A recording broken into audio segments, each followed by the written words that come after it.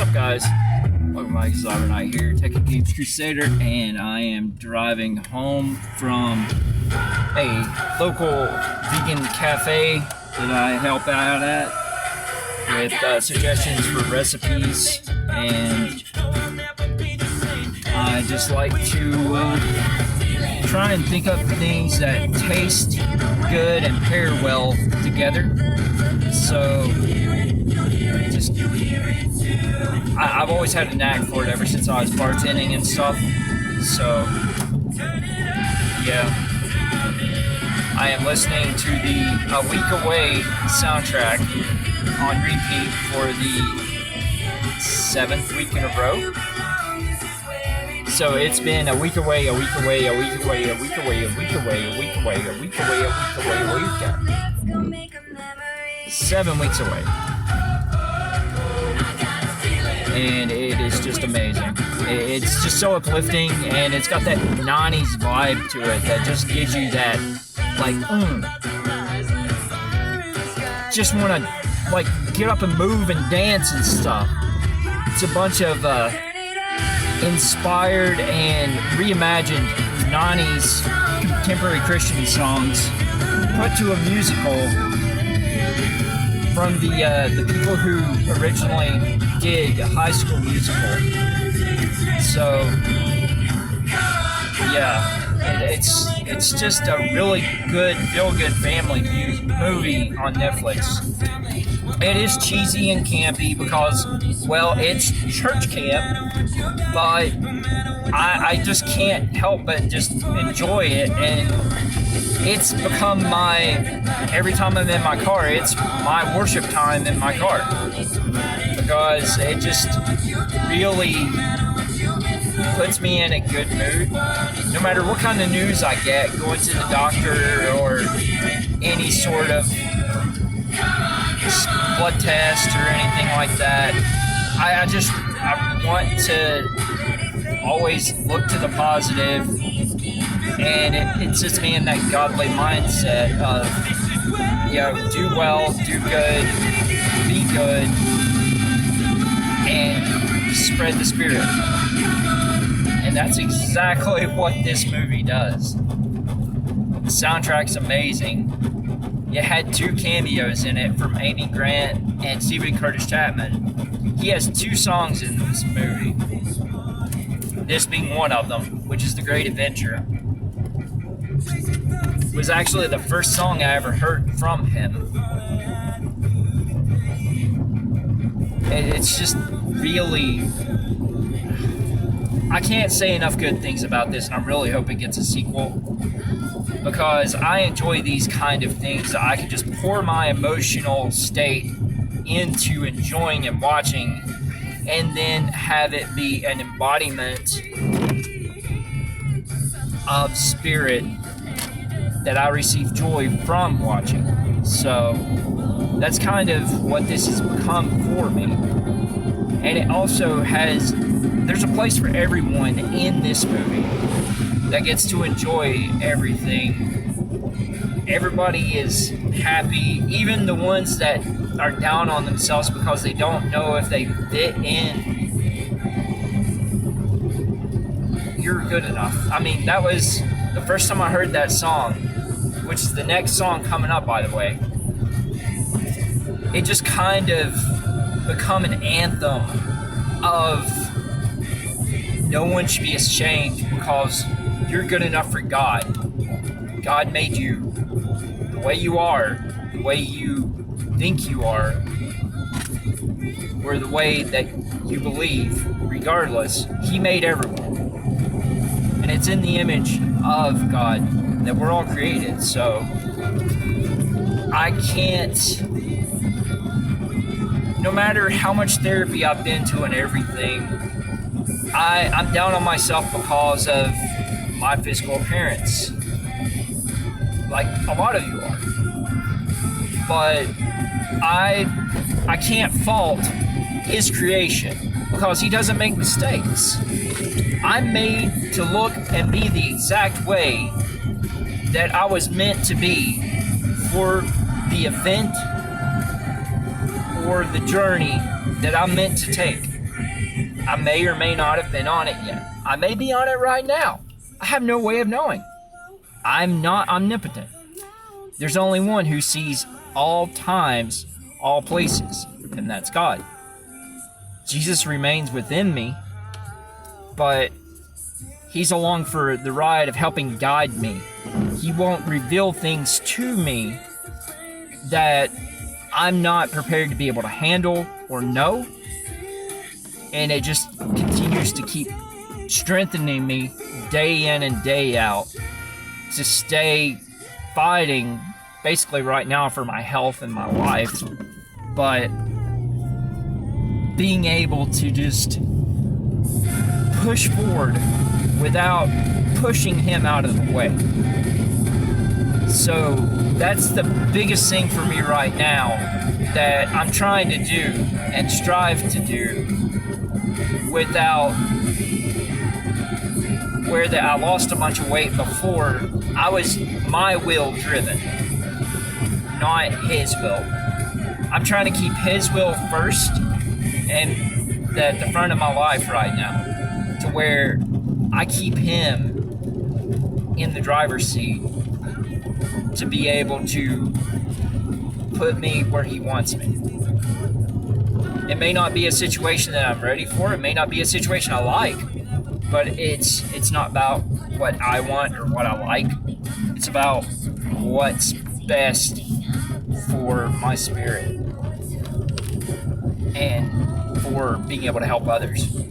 And that's what I've always tried to be about, is just helping, being of help to whoever needs it, however I can, which is not usually monetarily or financially, but it usually ends up being I have knowledge, or I have an ability or skill or something that can help someone else, usually by fixing something in most of the cases. And this song is just this. I wish I had heard this whenever I was a teenager and trying to kill myself, because I didn't feel loved, I didn't feel wanted, I didn't feel like I was anything but a burden, and that I had no place in this world, and I didn't really have any sort of attachment. I couldn't find or understand what love really was, because I went through a lot of abuse, not by my parents, but by people I was left in their care, or left in care with while my parents were at work. And it just kind of messed me up in the head quite a bit, to where I've always tried to put others before me, even if it meant laying down for someone to step on me so they didn't have to dirty or soil any part of their betterment, because I didn't believe I was good enough to even be an equal with anyone. But God made us all equal. It's okay if you have a little bit of weirdness. It's okay if you have a little bit of quirkiness. It's like the song says. You know, I've had that pining, that longing for companionship and for wanting to be able to have someone to spend time with and things. And it's frustrating, because you don't know when it's going to happen. You don't know what's going to happen any day that you wake up. Everything is just another day to try and be a better person than you were the day before, to try and do better and do more for the betterment of everyone else. That's why I always say, you know, I am a Jesus-loving Christian, not a Jesus God-judging Christian. I don't believe in God judgment from people who aren't God. I believe in loving like God, or like Jesus did, like Jesus does. You know, Jesus is inside of all of us. The amount that we let him shine through It's based on how dirty or foggy our vessel is. And it's not about just like, oh, you're a sinner, you can't have Jesus in you. Because we all have Jesus in us, regardless. That's the one thing whenever pastors like to say, you invite Jesus into your heart, but they don't realize he's already there. It's just allowing yourself to know and believe he's there. Having the faith that he can drive and direct you what you're supposed to be doing in your life. That's the biggest thing with organized religion, church as a building type of business function. I don't agree with. Because I talk to Jesus every single morning. Whenever I wake up, I have quiet time for at least 40 minutes. Every night before I go to bed, I have quiet time. Again, I talk to Jesus. I probably pray at least 5 times a day, not counting meals. Because I like to be able to put my mind in a peaceful state before I begin my day. And you can call it meditation if you want, because in a way it is. I didn't discover how to meditate until I experienced firsthand the Buddhist environment and the Taoism. Because I've taken some things from the Buddhist belief, or not belief, but the Buddhist way to implement into my Christianity and my faith to make me be able to deal with things in a more controlled, more,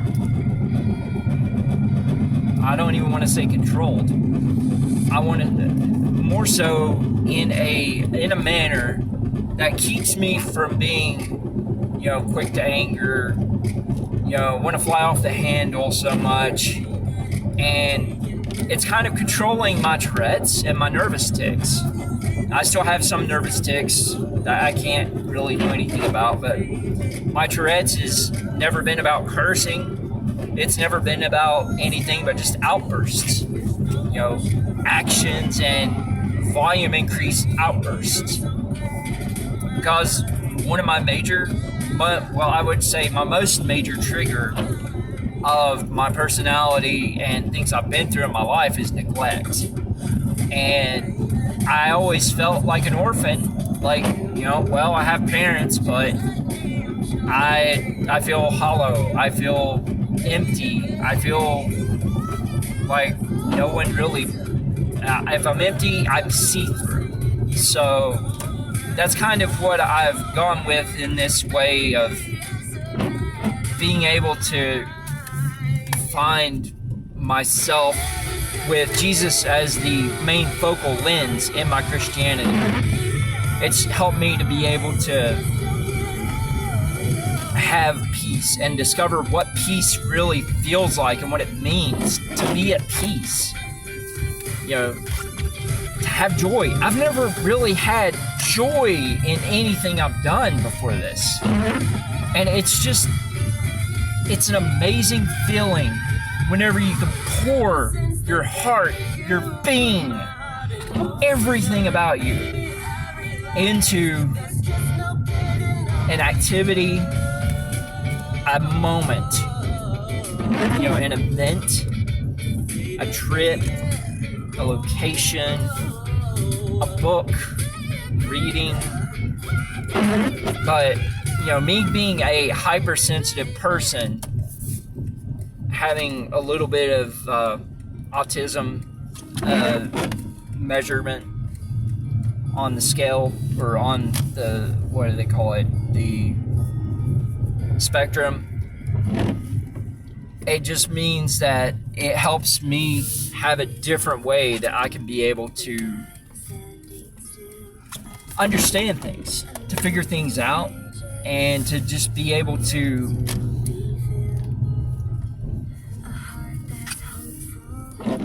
guess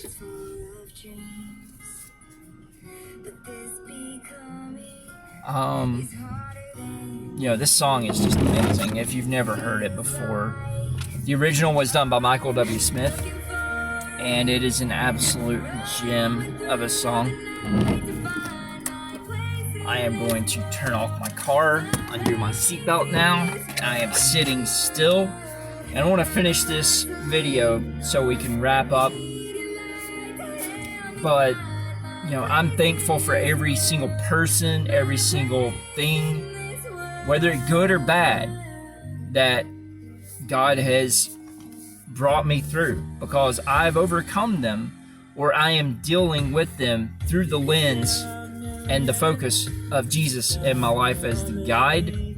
If you haven't a periscope or a telescope you're looking through, what's your focal point?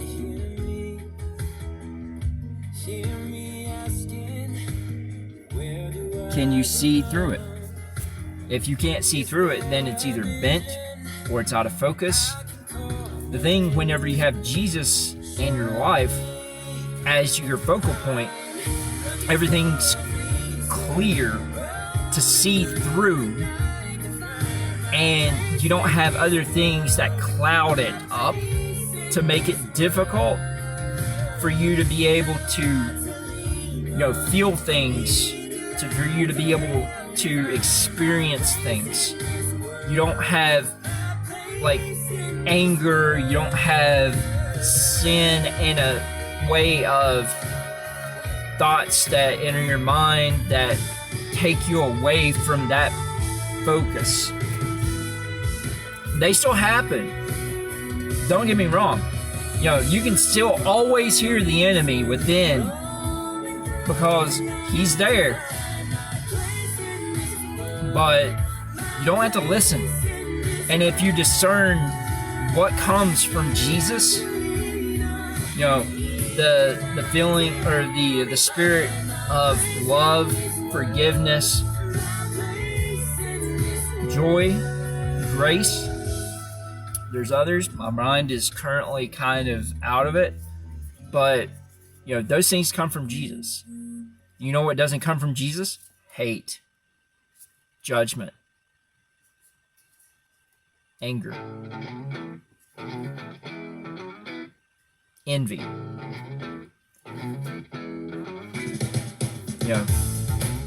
Derogatory comments. None of that stuff. Fear, especially. Fear doesn't come from Jesus. It comes from the enemy. So if you're afraid of something, it's because the enemy is influencing how you are meant to approach something to make you not as capable of handling it or as sure that you should do it. Guys, this is a great song to end on. I don't know all of the hand choreography for it because I'm not 20 years younger or more. To my Father's house. It's a big, big house. Lots and lots of room. Lots and lots of food. And we can play football. It's my Father's house. It messes me up trying to do this because of the cognitive stuff, but I'm trying to not use the things that have impacted my life as excuses or to define who I am and what I'm capable of, because only Jesus really knows through God's radio what I'm capable of. I don't know what I'm capable of until I try it. I just know that if I do something that I think I'm capable of and I injure myself, I may or may not end up with bruising or, stuck in bed for a few days trying to recover. But guys, this is Ira Knight, your Tech Engaged Crusader. Hope you guys have a good night, good day, take care, Thanks for watching. If you like the video, great. If you don't, I understand. It's not for everyone. I am not trying to exclude anyone's beliefs or anyone's way of life. I'm just trying to let you know I am a person that believes in Jesus loving, not exclusion, not judgment, and not any sort of profiling or racism or anything like that. I'm here in this world to be an example for what Jesus wants us to realize He is for each one of us. And for me, it's to be a mirror of His Spirit in this world. I'm not perfect by any shape, form, or manner of means, but I do what I can to be able to try and help people feel better and not have to go through the things I've had to put myself through. I tried to kill myself 15 times when I was 16 years old, and none of them would stick. So I guess that meant I'm here for some greater reason or cause. And I'm just, I listen to Him, let Him feed me what He wants the spiritual food to be for that day, to realize what He's going to have me interact with in situations or in people He has me be around that may never know Jesus or God and think that they're the way they were born, the way that they live, or the type of things that they've done means they can't have God's love. And I'm just here to say that's wrong. Guys, I appreciate you sticking out through this video. If you have any questions, I'll try and answer, as always, to the best of my ability, that within the time frame that I see them. Hope you guys have a good night, good day.